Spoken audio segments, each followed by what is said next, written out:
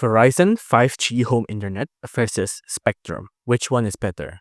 Now it depends. For Verizon 5G home internet, the pros are it has no data caps, no contracts, lower pricing, so around $35 to $60 per month with autopay, faster installation, it's self-setup, and then it has the potential for faster speed if you're in a strong 5G coverage area. The cons are speeds can vary a lot depending on the network condensation and the distance from the 5G tower. And then there's limited availability as well. It's only available in select cities. And then it has higher latency than fiber or cable in some cases, right?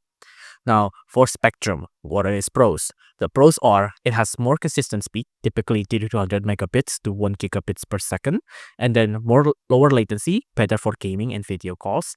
It's more widely available as well, and there's no contracts. The cons are the prices increase after the first 12 to 24 months.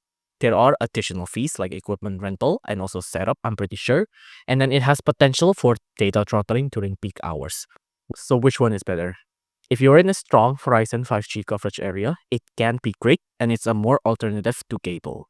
If you need more reliable speeds and lower latency, especially for gaming or heavy streaming, then Spectrum is a safer bet. If you live in a rural area, then Spectrum is probably your only option too.